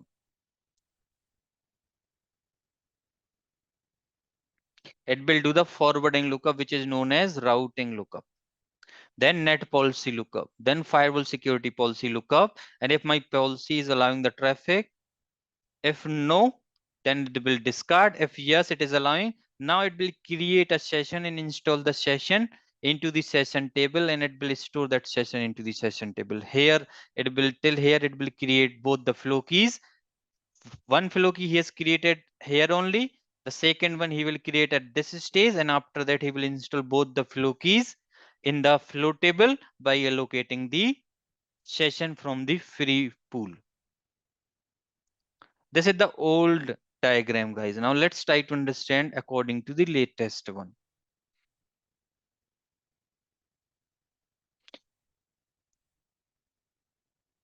So once packet received into the silo path, what used to happen now? In silo path, first your zone protection profile has been checked. Means your zone protection profile has been checked. And in this zone protection profile, we have a action. Either we have a action which is red, randomly drop, either we have a action discard. If your IP, if like your zone protection profile hit, means let's suppose somebody has launched the attack like SYN flood attack or UDP flood attack, and let's suppose your zone protection profile has been hit here, means now your firewall going to apply the action according to the configuration. What is the action we have defined? Randomly drop or discard. It will basically apply the action. Apart from this zone protection check, it will also perform the TCP state check on the packet. Guys, tell me one thing. In your TCP send request, can we have a SYN flag equals to 1 and ACK flag equals to 1? Can we have a SYN flag equals to 1 and your reset flag equals to 1 in the very first packet? So it will check the TCP state here. What is the state here? Like we are receiving the SYN or not. So it will check like flags, like SYN flag is 1 and what is the value of other flags. If we have an invalid combination, it will drop the packet right away. Now, in which case you will able to see? Let's suppose we have a SYN flag equals to 1 and ACK flag equals to 1. In which case you will see this combination. Right? There is a possibility of that combination as well. So let's suppose we have a asymmetric routing environments. I have a router, I have a PC here, I have a switch here, I have a router R1 and I have a router R2. Then I have a firewall here, right? And I have a server here, let's suppose. Or let's say I have a one more router here R3 and behind this router I have a server 1. And this particular router, they also have a connectivity like this. Which means what happening when this PC is trying to send any packet to this server. So what happens? This particular traffic is going in this direction. Reach till this server. This is a TCP send request. Now when this server is sending the reply, this is the TCP SYN plus ACK. This is the reply packet, right? In TCP SYN, we have a SYN flag equals to 1. In TCP SYN plus ACK, we have a SYN flag 1 and ACK flag is also 1. Let's suppose this request we have received on R3 and R3 forwarded towards the firewall. This is the asymmetric routing environment. If this is the case, what these type of packets firewall used to drop right away? If you have a asymmetric routing environment. And why it will drop the packet? Because it will do the TCP state check. By default, it will drop, but if you want, you can able to allow it. There is a way to allow it. Okay. So this is the case. So if there is a TCP state check. It will allow or deny, right? And after that, guys, what it will do, it will move further towards the user to IP cache. It will check here use IP to user mapping or user to group mapping, because firewall used to maintain the IP to user mapping and users to group mapping in a cache memory. Like there is a user ID cache. So we have a two type of user ID cache. One is a data plane and one as the management plane. So it will do the lookup into this particular check. By it will check this IP address has any type of user detail or not. And this particular check it will perform if we have enabled the user identification in your zone. In your security zone, if we have configured this user identification, then only it will check. Like if you will see here, if we have enabled this setting, then only it will perform this particular check. User to IP or user to group check, group mapping check. And guys, generally right now we don't have any mapping. Otherwise, if you will run this command, so user IP user mapping, you can press all, you can able to see the mapping. This is for data plane. For management plane, you have to type MP. Then all, you will able to see the mapping here. So these are the commands. Okay.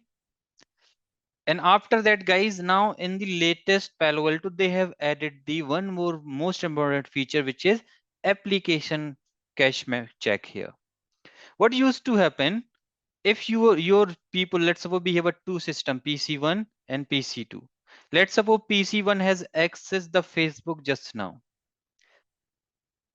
So for PC1, your packet will go through with the app ID and it will, your firewall identify the application.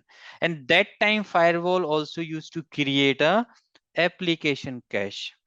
And if this PC2 is trying to access the Facebook again, maybe they will get the details from here just to bypass the app ID cache. So which means we are offloading the load from the application engine, so we can get the application mapping here itself with the help of application cache. And it will create this cache on the basis of destination IP, destination port and protocol number. Just remember, it will create that cache memory with the help of destination port, destination IP and protocol number. Okay, because these are the three new things. Flow lookup we have already discussed, right?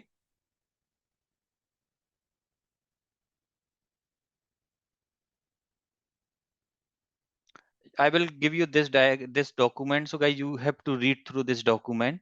Now in slow path, as I have told you, first check it will perform, which is your zone protection profile check. It protect from the flood attacks and per packet anomaly detection. It protects network from SYN flood, UDP flood, ICMP flood, IP flood, non-IP flood, TCP scan, UDP scan, and IP spoofing attack. So these type of network attacks protection is provided by the firewall with the help of zone protection check. We can define two action like red or SYN cookies. If SYN flood settings are enabled on the zone using a zone protection profile, then TCP flood protection are triggered if the rate of SYN packets exceed the configured activate threshold. Means we have to define some threshold values to activate the connect. Means if we will get 10,000 packets per second, then activate the red threshold and start dropping the packets. We have another method called SYN cookies.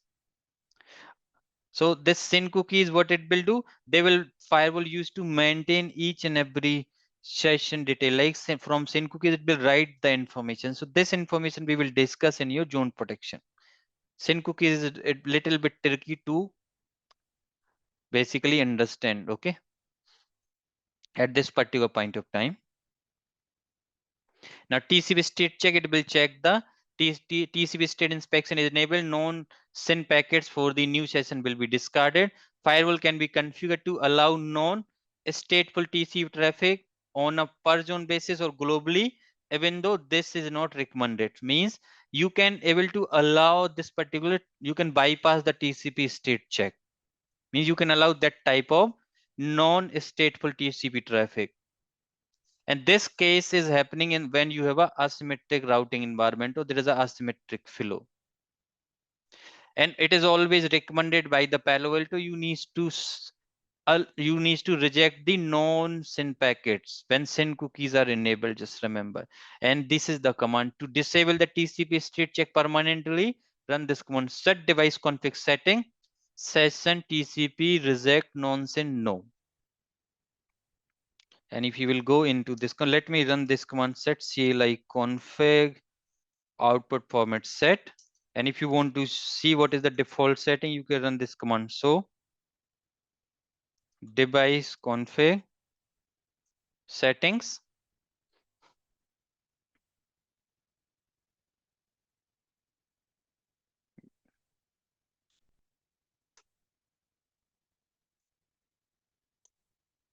Come on. Yeah, I think you will not able to see these default settings, guys. Okay, but this is the command which you can able to try. Set device config setting session TCP reject non-SYN no. You can able to run this command. Set device config setting, press the question mark, and these are the options you can able to get here, like TCP. In TCP we have these many options: allow challenge check, asymmetric path, bypass exceed, write check timestamp, drop zero flag, strip, urgent data, and all. So these are the options which are available with TCP.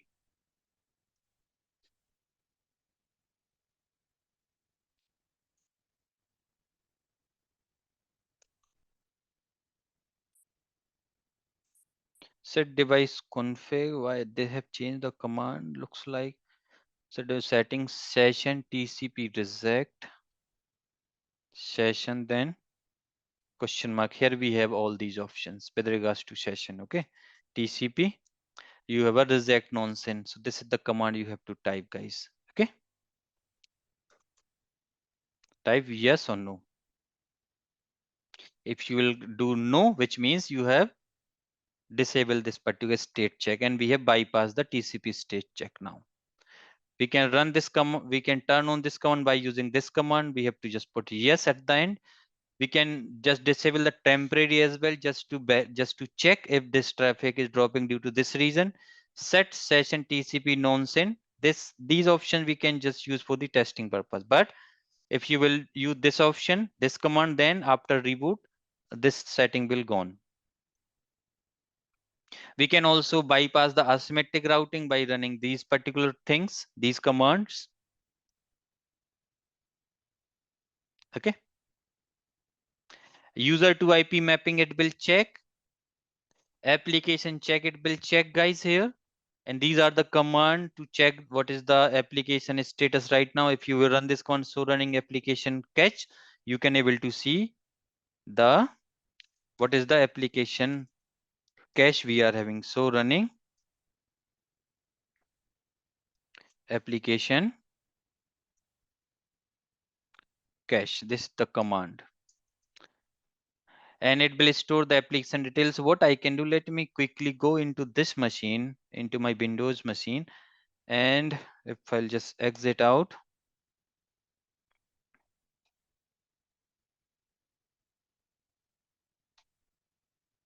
if I, let's suppose I will take the access again via SHS 71.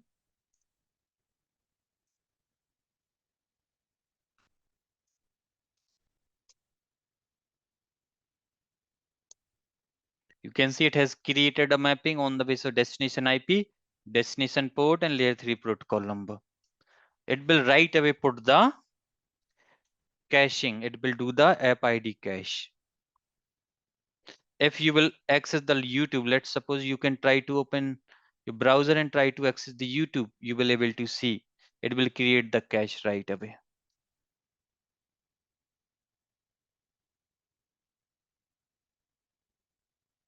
Okay.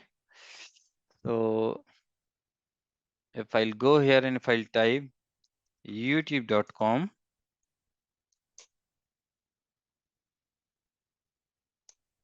you can see it has created couple of more mappings.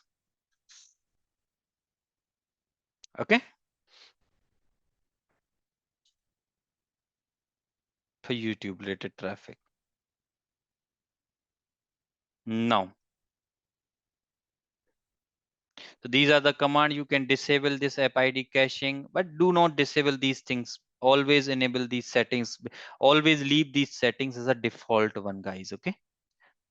Now let's try to understand the forwarding lookup. So go here. Now guys, tell me one thing. I hope this particular diagram is visible properly. Tell me one thing. Anyone have any idea about the PVF or PVR, policy based routing or policy based forwarding? Policy based routing. Anyone know what is the use of this PVR or PVF?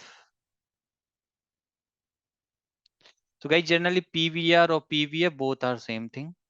In Cisco terminology, this is known as PVR. In Palo Alto terminology, this is known as PVF.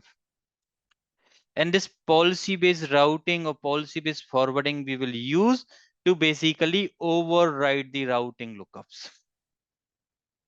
Means your policy based routing or policy based forwarding allow us to perform the routing on the basis of source IP, destination IP, protocol numbers, and all these settings. Means we can able to now decide if source is this, destination is this, application is this, and destination port is this. This traffic will go through with Ethernet 1 by 1 or 1 by 2.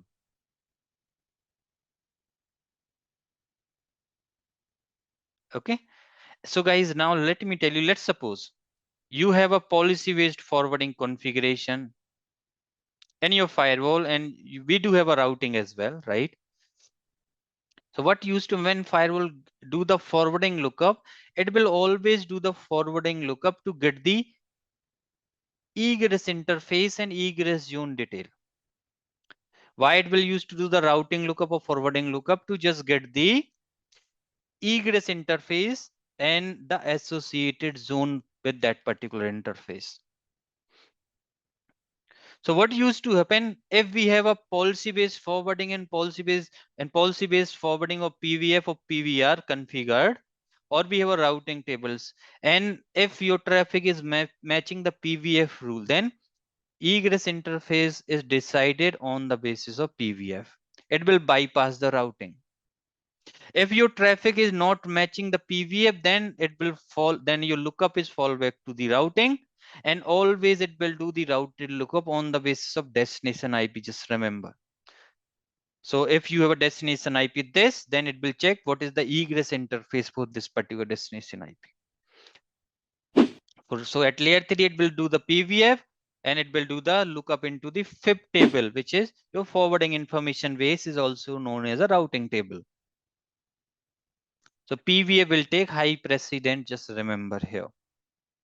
And from the forwarding lookup, it will get the egress interface. In case of layer 2, because let's say you have configured your firewall in layer 2 mode, that time it will use the FDB lookup. It will perform the FDB lookup to get the egress interface, just remember. Okay, so after completing this routing lookup, it will move towards the next lookup, which is a net policy evaluation or net policy lookup. Here my firewall is only going to check which net rule is matching the traffic, which net rule is basically matching this particular traffic. It will just do the evaluation. It will not do any type of translation. Just remember, your net translation never performed in the slow path. Only it will do the evaluation, will identify, oh, this is the net rule, like net rule index 0, index 1, and index 2. Which net rule is matching? According to that, it will choose that net rule and it will move further. Now, guys, here we have two things. Let's suppose the matching net rule The net rule which is matching right now, let's suppose this net rule is belongs to the destination net. So guys, what will happen in case of destination net? Your destination IP will change? Yes or no? If your destination net if your destination net rule will match, then your destination will change. But here in forwarding lookup, we will get the egress interface on the basis of destination. And now our destination is changing here. So if your net rule is matching the destination net, then what it will do, it will forward the packet again into the routing lookup to get the new egress interface according to the destination net. So this condition apply only for the destination net. Just remember. If no, now it will move further and it will basically match your authentication policies. Means it will match your user-based policies. What are the policies we have configured for our users? And according to this particular authentication policy, it will trigger the captive portal if match found. So your user-based policies applied here, guys. Just remember. And after that, your firewall is going to check the DOS protection policies lookup. It will perform the DOS protection policy lookup, and it will do that particular lookup on the basis of pre-net IP and post-net zone for the DOS policies. Once this DOS policy match happens, now here we have some actions. In case of DOS policy, what used to happen? It will check what is the action we have defined, aggregate or classified. It will match. If your DOS policy is matching, then it will basically apply the action. If no, then it will move further. And now here your security policy lookup has been done. Means your actual security policies is matched here. Okay. Now, users pre-net IP, it will do the policy lookup on the basis of pre-net IP address, port numbers, post-net zone details. And it will consider application is any and URL category is any, and then it will match the rule. So when it will do the lookup into your Silopa, just remember if you have configured the rules on the basis of URLs or on the basis of applications, it will consider both things here any, and it will just match the rules on the basis of source IP, destination IP, source port, destination port, protocol number, source zone, and destination zone. These are the only values it will consider here. Jinnah, this pre-net and post-net thing I will discuss in your net class. Okay. So here you have to just remember what is this. It will do the lookup on the basis of pre-net IP address and the port numbers. Okay. Now, it will basically, whatever the rule is matching, it will start checking all the rules from top to bottom. And if whatever rule is match, if action is allowed, which means it will move further. If action is denied, it will discard the packet right away. It will discard the packet right away. And once if your traffic is allowed by the security policy, now it will create and install the session into the flow table and other information into the session table. Means it will now create a two flows, server to client and client to server, where we have a source IP, source port, destination IP, destination port, protocol number, and source zone. In server to client, we have a source IP, source port, destination IP, port, protocol, and source zone. This information it will basically store into the session table. And guys, after it will also move further. It will check your TCI related policy, which is your tunnel inspection policy. If you have heard the name of guys this cryptocurrency and all, right? People are using this cryptocurrency, and you have heard the name of they used to perform the 7-layer encryption, right? Which means your packet is encapsulated inside the 7 layers. So now they will check for these type of layers only. Firewall is also going to check for these type of layers. If your how many tunnels you are having, what is the exact information inside these tunnels by using the TCI policies. And my firewall is only able to look for the maximum of 4 tunnels. It will not able to look more than that. If everything is yes, then it will move further towards your,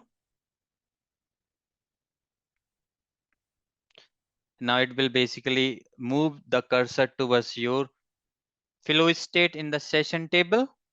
And now it will check, like it will, what it will do now, in the flow table it will install the session. If session state is free or discard, it will discard the packet right away.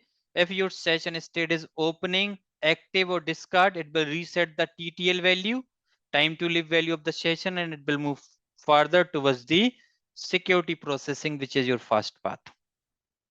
So now after slow path, your packet come into the first path, which is here.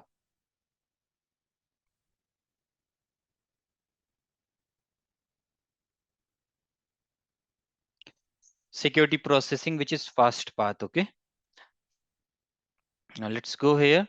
So I am not going in detachment, like I have written everything here as well. So you can able to check how it will do the things and all, because all the information I have already put.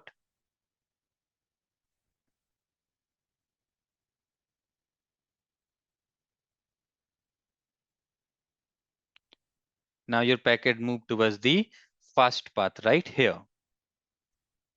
Now in fast path, what it used to do generally, it will start the packet processing again from layer 2 to layer 4. Now on which packet this particular processing applicable? This packet processing is applicable for the packet which is directly jump into the fast path from flow lookup stage for the existing packets.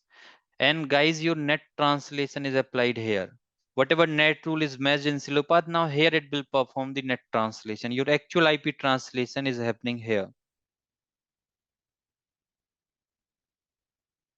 Mohammed Tabrez, if your session is in discard state, then this session has been discarded by the firewall. It will not come here.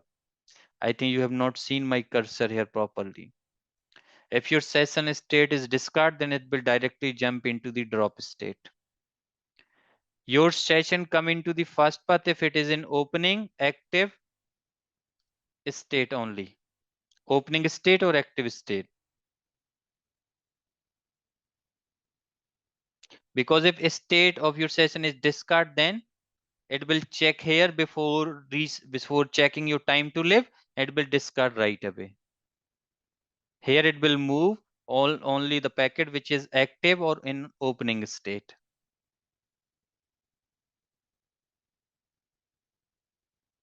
Now here it will apply the net if net translation is applicable. Now move further. It will again do the forwarding lookup for all client to server and server to client packets. Now guys, why it needs to do the forwarding lookup again into the fast path? It will do this particular lookup for the for upcoming reply and request packets. Whatever upcoming request and reply packet we will see, like send plus ACK packet, then ACK packet, then your HTTP get request, post request and all. For them, it will perform the forwarding lookup again in your fast path. If there is no route found for these packets or there is a zone change, it will discard the packet right away. And this particular thing is also helpful. Let's suppose you have just changed the routing. You have changed the routing right now, and there are a couple of existing sessions will be there. And if there is a zone change or there is a route change, what will happen? Your packet is discarded right away. Then it will move further and it will check for the SSL proxy. Now here your SSL decryption is applicable. SSL proxy flag in session, if SSL proxy session, like if your packet is going through the SSL proxy or SSL decryption, there is a one flag, which is a proxy flag, which is associated with that particular session. If that particular flag is there, then the packet is basically go for the SSL decryption. And that time, all the layer 7 information from that packet is given to your SSL engine. We have seen yesterday dedicated SSL chip. That particular chip get all that layers of information. It will start doing the decryption and all. Apply the decryption if applicable. Now move further, it will check application identification in the session. If application is identified, then your packet move towards the CTD. If no, then your packet move towards the app ID.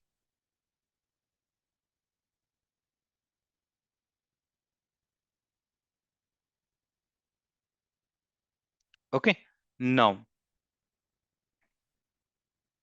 when this, see, because it's a new packet, so we don't have any type, like application is not identified, right? So what it will do? It will now move into your application engine. Okay. Now in app ID, what it will use to do? Once your packet reaches into the app engine, it will check the app override policies. If we have configured the app override policy to bypass the app engine, if yes, then go here. It will basically security policy lookup based on the application. If app override policy is not matching, then it will do the application identification on the basis of patterns. If now here it will perform the security policies on the basis of that application. If no, then it will discard the packet. Means if your policy is aligned, let's say we have a deny rule for Facebook, it will drop the packet right away here in your app identification stage. Otherwise, your packet move further and they will do go for the content inspection. If let's suppose your application identified as a SSL here, now my firewall will check, do I have a SSL decryption enabled or not?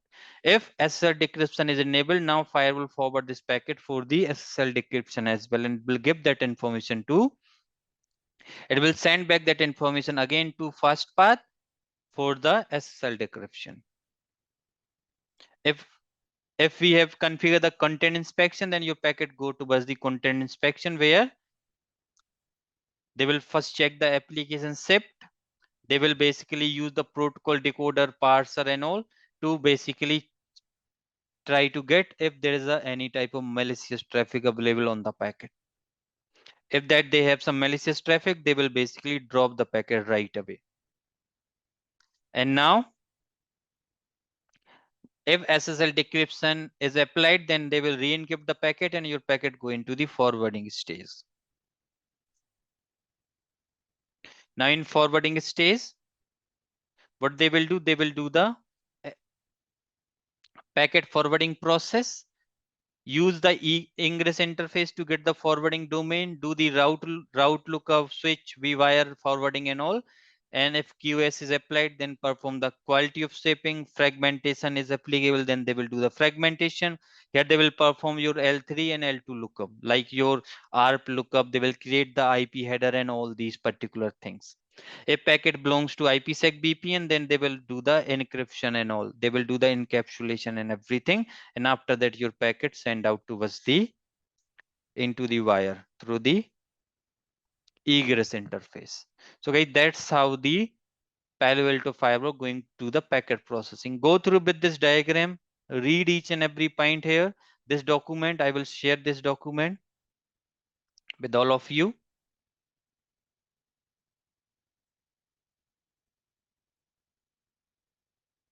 Now guys, see, I have just go through with this particular things, okay, because you know app ID and content ID I'm going to cover in detail in your app ID and content ID session. So that is the reason I have not go in that much depth here. Let's just see the egress stage finally. Packet forwarding processing, use ingress interface to get the forwarding domain, do route, switch and vwire and forwarding, right? Packet ingress process, IP fragmentation applicable, apply QoS. In case of BPN traffic for IPsec, ESP, SSL, GRE, they will do the encryption, has added and encapsulated, encrypted, has added, then encapsulated, and after that he has forwarded the packet through the wire. So that's the final. No, they are not doing the next hop lookup. They will do the ARP lookup, Muhammad. Okay, ARP lookup is performed at the end only when your packet is going out. Now, let me just show you this thing as well so you will understood how the packet processing used to happen, guys. So generally, if you will see, when we receive a packet, always packet is put into the ingress stage processing, parsing, and all these things has been completed. And after it, they will perform the flow lookup, which is the next check, right? They will do the flow lookup, and you can see session setup. This no active flow found. In queue to create a session means, see, if there is a session, then they will go into the fast path. If no, there is no session, then it will in queue this packet towards the session setup state to create a in queue to create a session. Now your packet received into the slow path stage. In slow path, it will perform the PVF lookup, session setup, net policy lookup, destination net translation, PVF, session setup, translated IP address, right? It will perform all these in TCA inspect, scanning, right? Policy lookup, matched rule index, this and all. Allocated the new session ID, right? They have allocated the new session ID, right? Then destination translation is like that. They have created a session and in queue to install this session into the session table. And after that, your packet come into the fast path stage. IP check some validation, right? Net session, now here they will do the actual translation. And after that, they are doing the, by end of that, they are doing the forwarding lookup, and they are sending the like L3 mode, router this, route lookup, route found, resolve ARP entry found, transmit packet into the wire. So that's how the packet processing. Now for simplest sec, we have received an ingress stage. This time when it do the flow lookup, he has found the active flow, receive packet in fast path directly. It has just bypassed the slow path completely. For TCP ACK packet processing, we have received the packet in ingress stage. Active flow has been found in fast path. So that's how they are going to do the packet processing, guys. Now this is for SHS related packets. Here also you will not see app ID related thing because I have just taken the flow basic log, not at the app ID level. Okay.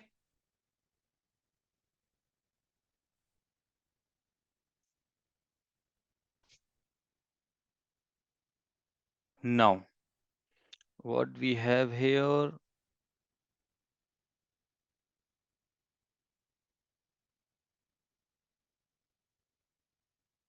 see here, he is just writing the information, man. Here he is not performing the route lookup coverage. Why you are not trying to understand this point, right?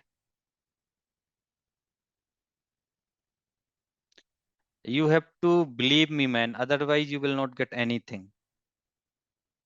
Okay. These are just a log, and here what it is doing, when he has performed these route lookup into the slow path, he just checking these information. That's it. He's just showing these logs here at the forwarding stage. Okay. It will not do the route lookup at the end. Just remember.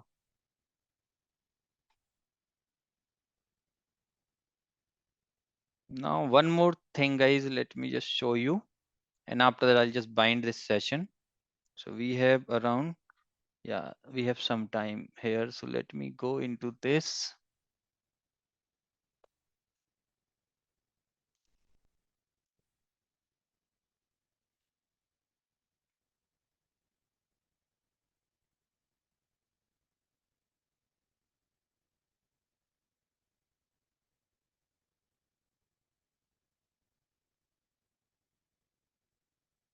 So guys, as I have discussed, we have a life of a session, right?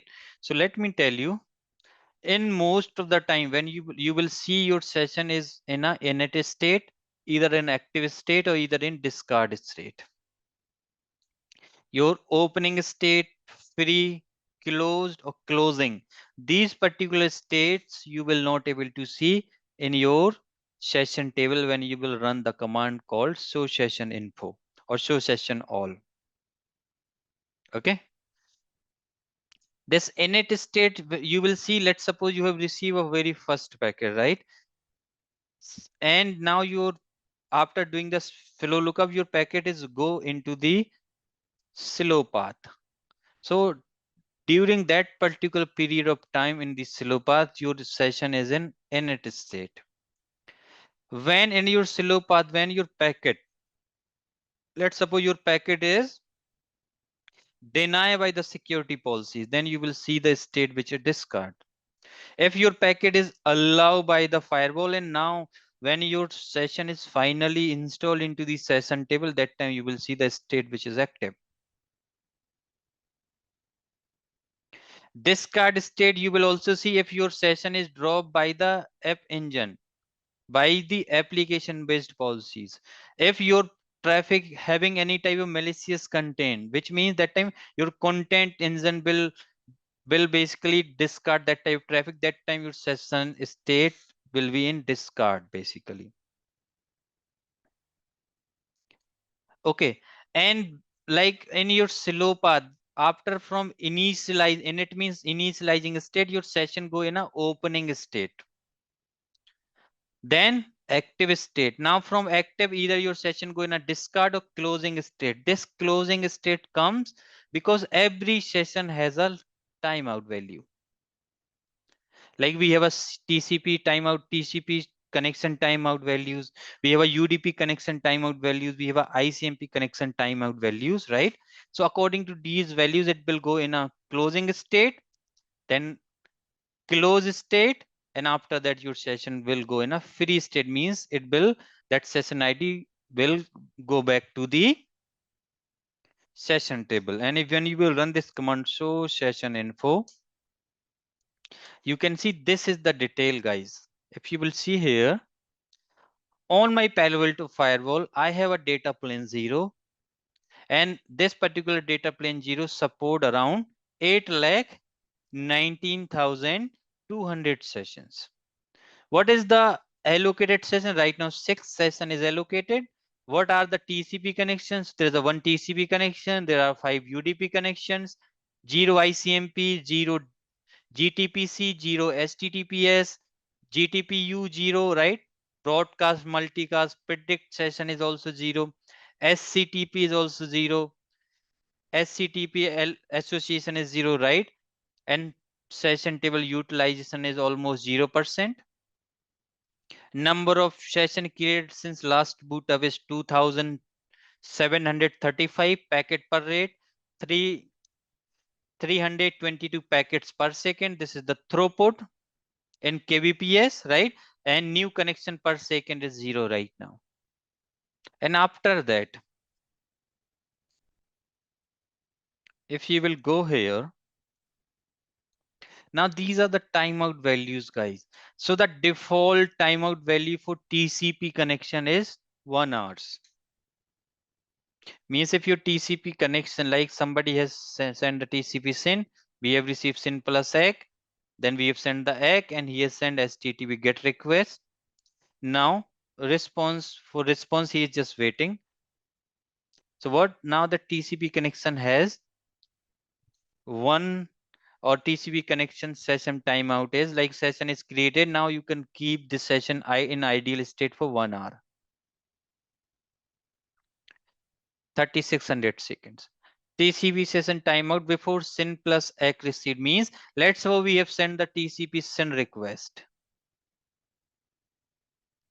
NAB will get the SYN plus ACK message within 5 seconds. Then in that case, firewall basically accept that request. Otherwise, firewall basically remove that particular connection from the session table, and it will drop the SYN plus ACK packets. Means after sending the TCP SYN request, firewall wait only for 5 seconds to see the SYN plus ACK for this particular session. Otherwise, session detail has been removed from the firewall. TCP session timeout before three-way handshake means 10 seconds. Means your guys TCP three-way handshake process will complete within 5 seconds. TCP half closed timeout. This is the half closed timeout. Means there is a communication is happening between client and server. This client had sent some data. This is how their communication. Let's suppose this server has sent one message called FIN. One packet will FIN request, but client still wants to send some more data. And after let's line had sent this data, he has got the ECK. Then client send FIN plus ECK. Then they will get the ECK. So which means during this state, right? Because of that issue, because sometimes what used to happen if one end send the FIN request, in previously what used to happen, that type of session is used to close right away.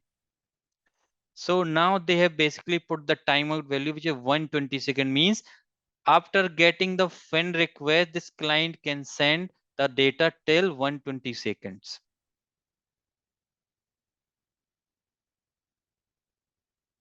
Okay, now TCP session timeout. See, TCP session timeout in time-based state. This is the time-based state, guys. TCP session delay ACK means it will wait for the delayed acknowledgement till 250 milliseconds. TCP session timeout for unverified resets. If we are getting the unverified reset, then 30 seconds. UDP default timer is 30 seconds. ICMP default timer is 6 seconds. SCTP default timer is 1 hour. Right, then we have a other IP default timer is 30 seconds. Captive porter session timeout is also 30 seconds and all, right? So these are the timeout details with regards to each and every sessions. Then we have a session acceleration aging process as well in your Palo Alto firewall, which means, so guys, TCP connections have a default timer which is 1 hour, right? Let's suppose your session capacity, let's say your firewall able to accept around, it has a capacity of 10,000 sessions it can able to accept only. Mean this is the maximum capacity of your Palo Alto which is 10,000 sessions. Let's suppose around 8,000 sessions is already created. Means your 80% utilization is already there with regards to your session table. So in that situation, what used to happen, there is a one process called session acceleration aging. This particular process will start to basically kill the unused or unnecessary sessions. This value is by default true, and this particular process is just used for the optimization, the session capacity in the Palo Alto firewall. What it will do, it will basically reduce the timeout value with the scaling factor by 2. Means if your TCP connection timeout is default is 3600 seconds, it will divide by 2. That time your session capacity become, or session timeout become the 800 seconds basically. This is the timeout value, TTL value. This is was like non-TCP rejection is true, like it will drop all these type of connections as well. So all these is the basically details available with regards to your sessions in your session table.